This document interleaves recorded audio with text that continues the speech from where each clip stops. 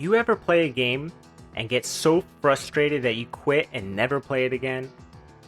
That happens in the first hour of playing The Last Remnant. The Last Remnant is one of the most hateful, spiteful games ever made. The developers of this game did not want the player to succeed. They set you up for failure. They don't want you to understand what the hell is going on in this game. And you need to understand from the beginning what this game is about and how to make sense of its various systems, or you will fail. You will get pissed off, you will shut this game off and say, I will never touch this again. Because this game sucks! It's a terrible game! No other game hates the player like these guys that made this game hate you. And yet, I love this game because it's unique. There's not a whole lot out there like The Last Remnant. Even people that would compare it to things like Final Fantasy II or the Saga series is not too appropriate of a comparison. The Last Remnant is its own beast entirely. It's more of a strategy game. And when you approach The Last Remnant, you don't come from the perspective of how long is it going to take for me to beat this game. What you should be asking is, can I beat this game? Can I beat it without giving up and going online and looking for help? Can I beat it on my first attempt without restarting because I think I made a huge mistake somewhere along the way? But before we go any further, I want to talk about the availability of this game. Because Square Enix hates preserving their games. They hate giving you an accessible means of playing their games. In a way, they are encouraging piracy because they are not making it easy for you to play their games anymore. This was originally an Xbox 360 exclusive. Is it backwards compatible on the newer Xbox systems? No. Is the remastered edition available on Xbox? No. But the remastered edition is available on PlayStation, Switch, and on cell phones. It was available on iPhone, but that too is not available anymore.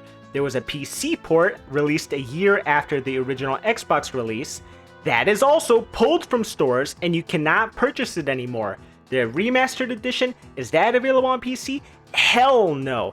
That aside, the PC port is horrible. It is a trash port because the Unreal Engine 3, early Unreal Engine 3 games were terrible. They all had awful texture pop-in and horrible load times. These were all way worse on the 360. And if you try to run it at above 60 frames per second, you can't perform certain actions in battle. They don't work. The timing needed for these critical triggers does not appear on the screen. This game is a butchered port, and instead of trying to fix it, or instead of uploading the remastered edition on Steam, Square just said, forget it. If you want to play the game, buy it on consoles, and if you don't own a console, too bad, so sad.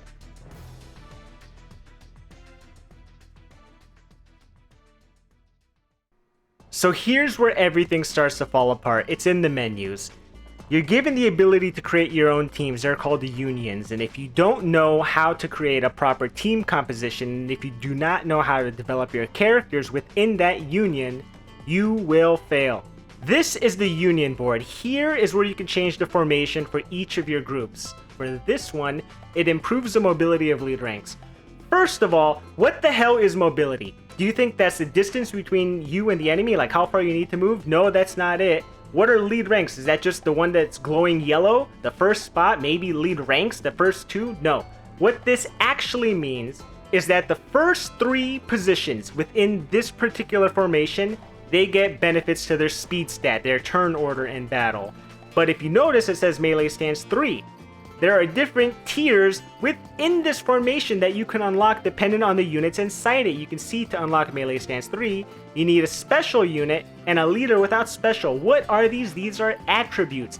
None of this, not a single bit of this is explained in the game. I don't even know where the people that made this wiki came up with the term attributes because it's not in the game. You don't know which units have which attributes, but you need to know if you want to get these higher tiers, you want to get the best possible benefits from each formation. That's something that you can determine through experimentation.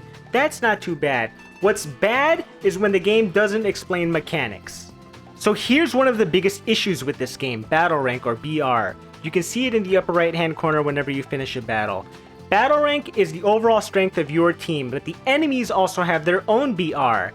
It is invisible, you can't see it. The only way you'll be able to judge the difference between your strength and the enemies is with the morale meter at the top of the screen. If it's shifted more in the enemy's favor, that means they have a higher BR than you. It's a more dangerous battle.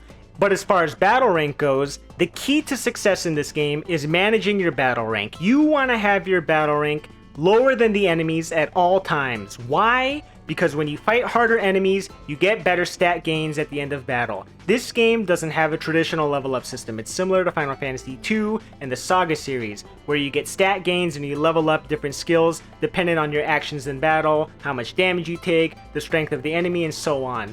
Where battle rank comes into play is that all of these gains, these bonuses, these learning new skills, these stat buffs, they are improved when the difference between your strength and the enemies is greater. Meaning, if you spend your time grinding away these little filler enemies, what winds up happening is you see diminishing returns. You're going to start seeing less improvements to your stats at the end of battle. It's a game that's trying to disincentivize grinding. It wants you to play the game with a consistent level of challenge throughout, which is why if you raise your battle rank too high, bosses wind up having more health and they get access to upgraded tiers of their higher tier spells. If you know how to game the system, it actually becomes quite manageable, and you can do a lot of really cool challenge runs like keeping your battle rank too low or pushing it up as high as you can. If you know how to game the system, it can be a lot of fun. The problem is, unless you look this up or unless you've played the game over and again through repeated failure, you will not understand how to use this battle rank mechanic to your advantage. But let's go further on this train of things that aren't explained. Let's talk about party members. You can't equip them. If you go to the shop and you buy gear expecting to equip your party members, you are going to be disappointed because you can't do it. Your party members, when you leave a dungeon, will randomly, pure luck, pure go to the casino, play craps. All right, lucky number 7. Hope for the stars to align, 2 eclipses to happen back to back. Boom, boom, bada bing, bada bing. You have to be so lucky and pure chance for your party members to ask for gear that you have so they can equip it. Most of the time, what instead they're going to do is they're going to request items. They're going to request materials that you get from killing monsters or from exploring the world. If you try to buy these from shops, will they take it? Can you give it to them? No. They want it from a battle, they will request it from the battle results screen, and you can either let them take it or you can claim it for yourself. This is the only way, aside from them requesting gear from you, that they will upgrade their gear. But this is nothing when compared to the class system. You need to take a college course just to understand how complex and how much knowledge and information and research is required to make sense of this class system and the skills and the stats and all of these different mechanics that are tied into it. So each unit belongs to a separate class. How do you know what it is? Well, if you pay attention to the battle results, sometimes you'll see when they change classes. But if you want to check, it's here on this very specific menu. You can see on the left-hand side what class they belong to. You might think that it's flavor text, but it turns out what skills they learn, what stats they benefit from, all of that, all of their growth is tied into their class. If you have a specific build style in mind, the only way you'll know that you could even build into that is if you look it up. You're not going to figure this out on your own. You don't even know what the class skill trees are. You don't know. Classes have stat requirements. You need to have a certain strength or intelligence level. You have the wrong one, you wind up getting promoted to a class that you might not want.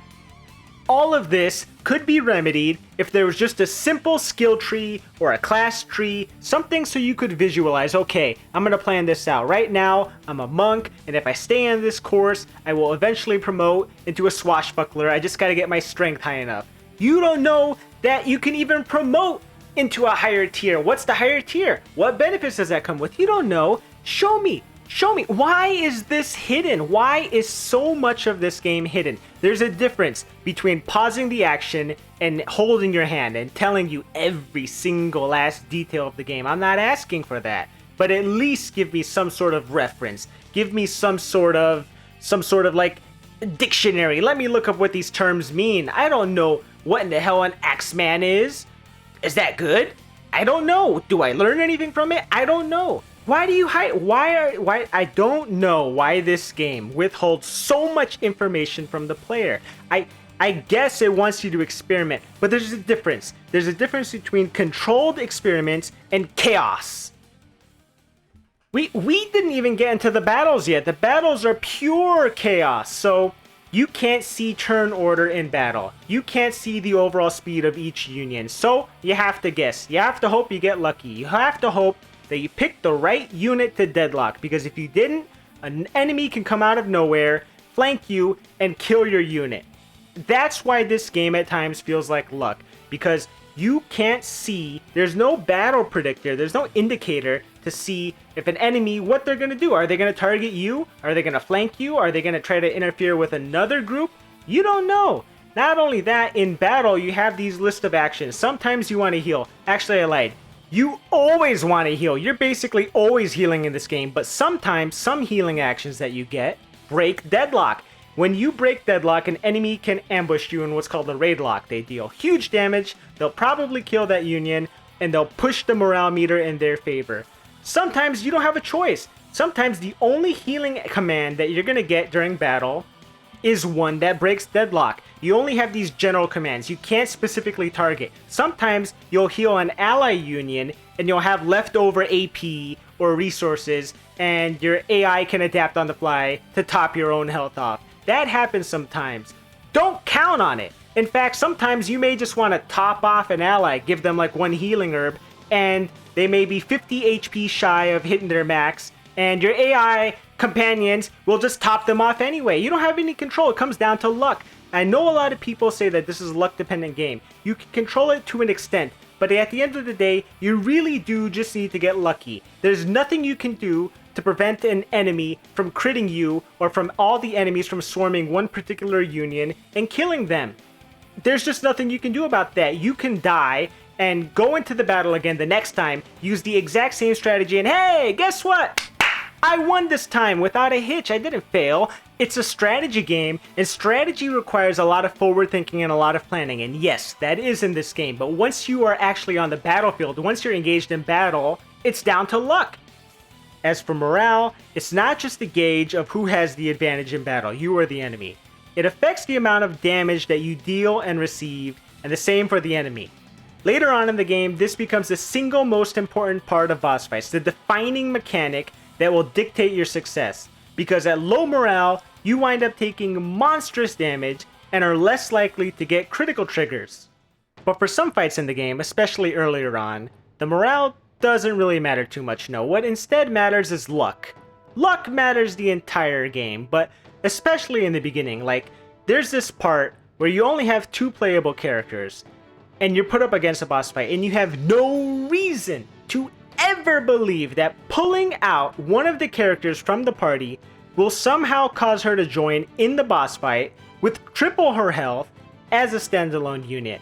Why do you want to do this? Because if you fight the boss fight normally, it turns into a pure luck fest. But if you experiment, if you're a psychopath, if you think, let me try soloing this boss, well, now you get an extra party member with better stats. She helps you out, and it trivializes the fight. Alright? That doesn't come down to luck. If you try to play this fight normally, then it comes down to luck. But some fights are a dice roll no matter what you do. There's another early game boss fight against this boss, the Fiery Idol. It's a slot machine. If the game wants to focus on Rush and his union and kill him, he's gonna kill him. You can't do anything about it. Game over, start all over.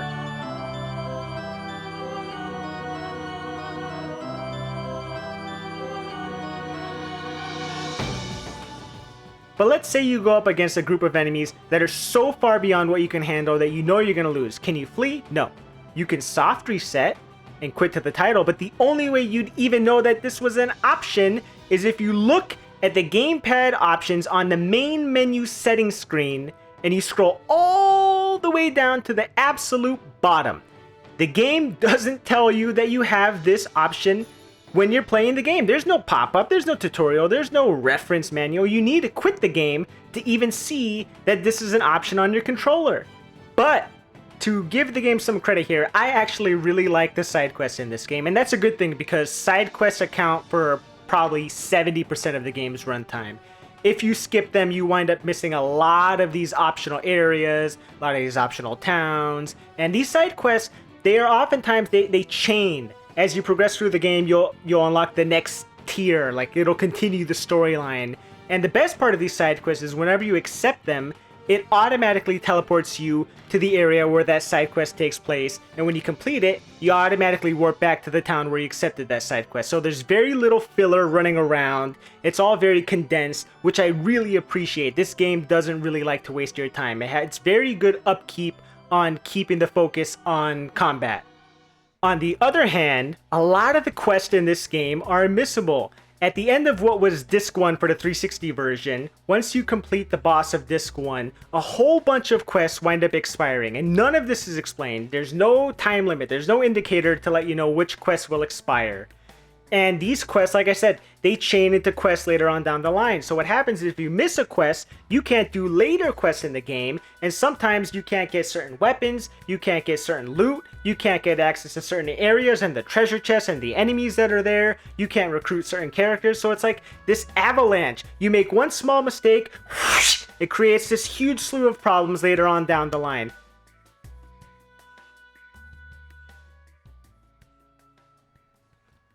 So, at the end of all of this ranting, it may be difficult for you to believe that I love this game, but most of my issues stem from a lack of knowledge.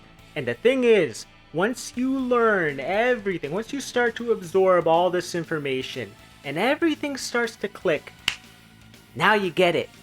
Now the game makes sense. Now you can enjoy combat. Now you get that rush, that satisfaction when you complete a big battle and you see this result screen of all these stat gains. It's not like when you level up in your traditional RPG with just generic level ups and no stat allocation. It's like, yeah, everything went up by a little bit. Great. Thumbs up. Moving on.